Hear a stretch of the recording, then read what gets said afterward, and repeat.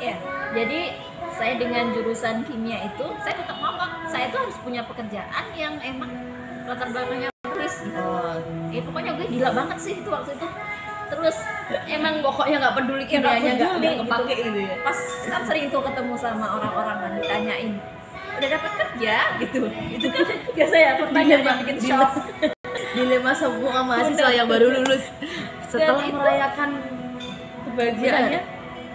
Dan teman-teman saya pada saat itu kebanyakan mereka yang menjadi guru.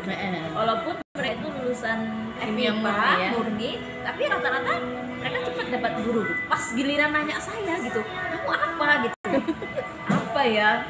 Terus sampai teman-teman bahkan adalah guru-guru saya yang cukup ini kan, saya nanya gini, ya kamu yang realistis dong gitu. Iya. Jurusannya ini pengen bener dong gitu. Kalau mengharapkan kerja-kerja yang kayak kamu bilang itu ya kapan kamu dapatnya gitu. Enggak ini banget. Dan sesuai. Bener. Terus aku disuruh ikut akte 4. Akte 4 ya. Biar bisa ngajar. Bener. Teman-teman itu pada ngambil ke situ semua. Mau jurusan Fakultas Perikanan, Teknik, MIPA itu pada larinya ke akta 2010 ya? 2010. Oke. Nah, setelah itu sih aku dapat tadi ya tawaran di Ane Akhira itu, aku jalanin dan dari situ aku, ya Allah ternyata ada loh pekerjaan yang selama ini tuh aku bayangin, aku inginkan itu ada gitu. Nah, walaupun setelah itu kemudian ada proses lah untuk menjadi lebih baik itu kan tulisannya benar. Lebih baik Ane gitu ya? Akhira itu dia nggak berlangsung lama, kebetulan ya nggak berlangsung lama, hanya beberapa sekarang 1 tahun atau paling berapa bulan karena emang masa internal gitu. Nah, setelah itu saya udah langsung ini nih, ada keywordnya ternyata. Saya ini ada keywordnya dan ada loh yang menyediakan pekerjaan yang kayaknya karya. Jadi teman-teman semenjak itu nggak saya ada di cita-cita anak kecil polisi, guru, bidan gitu, nggak ada ya. Dan saya semenjak itu rajin browsing gitu ya, cari lowongan penulis artikel online, lowongan penulis artikel SEO, lowongan penulis artikel freelance. Itu kalau teman-teman sekarang masukkan kata kuncinya, itu banyak peluang. Dan dulu di tahun 2010 itu nggak sebanyak sekarang. Kalau sekarang tuh semakin perusahaan-perusahaan, kemudian dari sekolah, lembaga, para pebisnis yang kemudian mencari Anda sebagai penulis. Dulu cuma penulis konten, bukan? Benar. Iya, jadi banyak konten, ya kalau kita ngomongin kemampuan menulis digital ini banyak. Tidak cuma ada namanya content writer, ada namanya copywriter. Copywriter itu lain ya. Kalau content creator lain lagi. Coba deh Mbak dijelasin apa sih artinya content writer sama copywriter. Ini apaan sih? Atau kopi kita biasa ngopi. Oke. Kalau content writer itu kayak saya kita biasa nulis konten. Jadi apakah orang punya website ya kan? Orang punya produk punya sosial media yang itu membutuhkan narasi tulisan untuk sebuah promosi ataupun informasi. Misalnya ada misalnya sekolah nih atau kampus, mereka punya website, mereka punya produk bisnis itu membuka siswa baru atau pelajar baru, siswa baru. Nah, supaya posisi website mereka ini bisa bertahan di mesin pencari di atas ya, dan ditemukan oleh para user, maka mereka membutuhkan konten. Apakah nanti dalam bentuk gambar, tulisan, tapi yang pasti apa itu nanti kontennya video atau gambar, itu tetap membutuhkan narasi dalam bentuk tulisan. Maka tugas seorang content writer itu adalah menulis konten. Bagaimana biar menarik dan di atas mesin pencari SEO-nya gitu ya. Ibaratkan kata kuncinya gitu, kalau nyari di Google gitu misalnya kata kunci ini, nah dia muncul paling atas gitu ya maksudnya ya. Seperti misalnya teman-teman mau jalan-jalan ke Jogja nih misalnya. Nah, mau jalan-jalan ke Jogja terus biasanya cari itu tempat wisata di Jogja. Yang terbaik lah, atau tercantik. wisata kuliner di Jogja. Iya. Terus teman-teman masukin tuh Kata kata kunci di mesin pencari. Nanti akan terindeks artikel-artikel yang mengarah sesuai dengan kata kunci yang teman-teman cari. Iya, oke. Nah, Iya, betul. siapa orang yang menghadirkan konten-konten itu? Itulah yang namanya Content creator. penulis Content writer. Oh, gitu.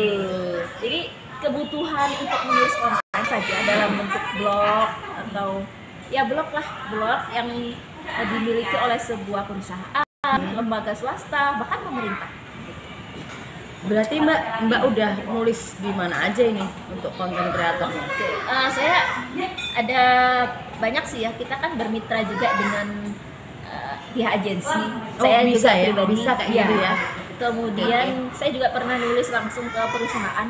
Ada perusahaan multimedia di Jakarta gitu, yang memang mereka mencari seorang content creator, content writer. Dan kalau teman-teman lihat sekarang di pencarian lowongan pekerjaan, itu salah satu posisi lowongan pekerjaan yang sekarang tren di perusahaan ya. Itu salah satunya adalah content writer dan copywriter. Saya belum ngomongin copywriter hari konten dulu ya. Content writer dan copywriter itu menjadi salah satu lowongan yang sudah sama posisinya gitu dengan lowongan dibutuhkan sarjana hukum, ya. dibutuhkan sarjana ekonomi sebagai apa? Bukan content writer, dan itu S1 loh guys, jangan itu dikira. Dulu belum ada seperti itu teman-teman. Semakin kesini perubahan perkembangan itu terjadi. zaman, teknologi, kata teknologi kita Dan sudah saya juga terjadi. kepikiran barangkali nanti pada suatu hari kurikulum di kampus atau di sekolah akan ada yang membuat tentang digital marketing. Ini kan bagian dari digital marketing. Nah ya, bener nih, jurusan. adikku karena jurusannya dia desain game. Mana iya, ada mantap. dulu desain game. Nah, semakin berkembang gitu. Ini mungkin disiplin ilmu yang kedepannya mungkin akan ada di sebuah konsentrasi khusus Betul, di Mbak. dunia pendidikan. Itu tadi Menarik ya, menarik ya. seru banget. Ya buat yang suka rebahan, yang males-males kayak gue. Nah sekarang Mbak, tadi apa satu lagi copywriter itu kayak mana? Sebenarnya pada dasarnya seorang copywriter ini kan dia juga content writer, karena kan dia menulis konten ya. Hanya bedanya mungkin pada copywriter ini dia fokus kepada selling. Wah, penjualan ya. Selling, iya. Ada suatu produk yang akan dia promosikan dengan bahasa-bahasa sugesti yang menarik. Bahasa yang bisa membius dan bahasa yang memang menjadi magnet bagi calon pembelinya tanpa dia menyadari kalau dia itu sebenarnya lagi diselingin. Iya, lagi dijualin. Gitu. Iya, sering banget itu kan banyak ya teman-teman sering baca gitu ujung-ujung jualan tips menurunkan berat badan. Ujung-ujungnya suruh beli pil langsing. Copywriter ini adalah pekerjaan yang orang mau membayar mahal karena dia menyangkut branding sebuah produk, sebuah perusahaan. Betul. Ketika dia bisa berinvestasi, misalnya gini, kalau orang copywriter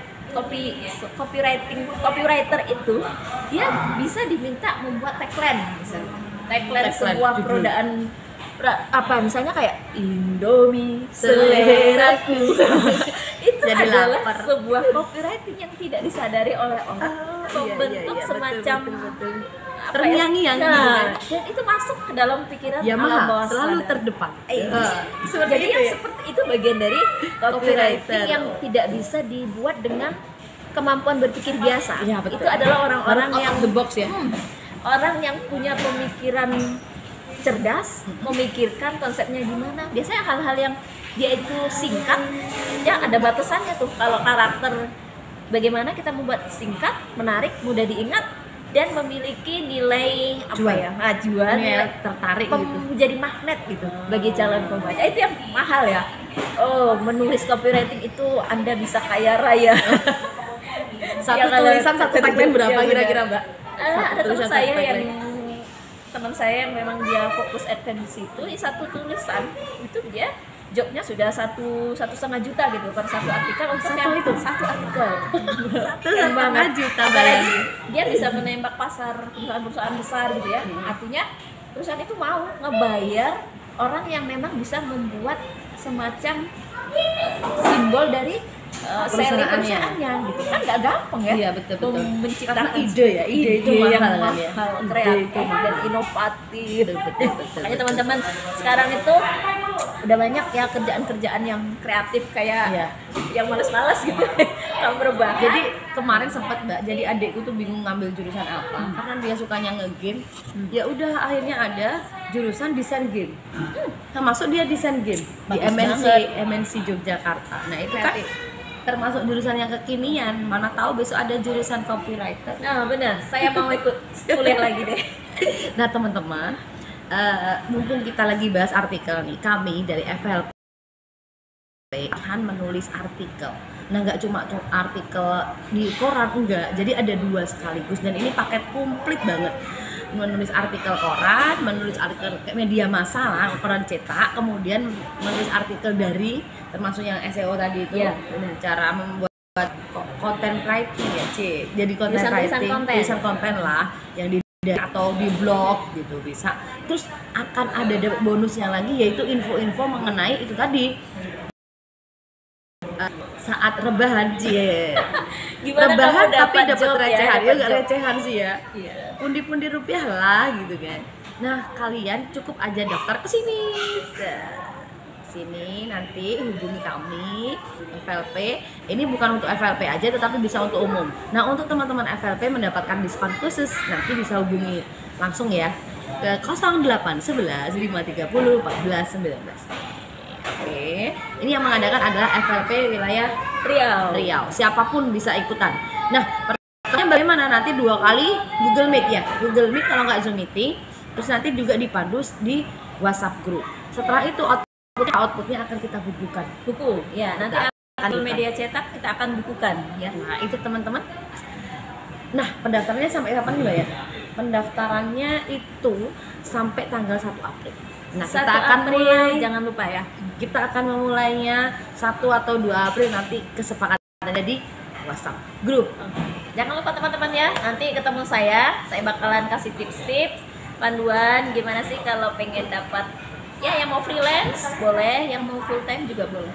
Nah, ini teman-teman, jadi memang kegiatan ini itu penting banget walaupun kita sudah punya pekerjaan tetap gitu, misalnya kayak saya guru gitu, saya tertarik sekali. Siapa sih yang nggak tertarik cara dapat duit ya?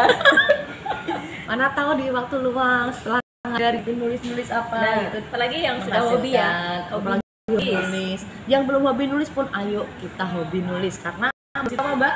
Menulis adalah mengukir peradaban. Mengukir rupiah. Itu teman-teman cukup Mbak Rafia ya. Cukup deh. Ada lagi? Silakan. Jangan lupa masih ditunggu pendaftaran, bisa gabung bersama kami di Forum Lingkar Pena. Atau kalau yang pengen lebih detail lagi ya, ingin banyak belajar nulis, nggak cuma non fiksi sih, nggak punya artikel, tapi juga nulis fiksi, bisa gabung langsung di Forum Lingkar Pena. Cabang Pekanbaru, terus Rokan Hulu, Pekanbaru, satu lagi Indragiri Hulu. Nah, ada 3 cabang yang masih buka open recruitment untuk FLP. Insya Allah FLP ini akan ada pembinaannya terus, mau baik fiksi maupun non fiksi, dan ada juga perfilman ya, puisi dan lain-lain, banyak banget. Itu juga ada, kita punya film, skenario dan sebagainya. Pokoknya bakal ketemu kita terus ya. Jangan bosan-bosan. Oke, itu aja teman-teman kali ya. Oke, terima kasih telah menyaksikan video ini. Sekian dari kami. Assalamualaikum warahmatullahi wabarakatuh. Waalaikumsalam warahmatullahi wabarakatuh. Salam literasi.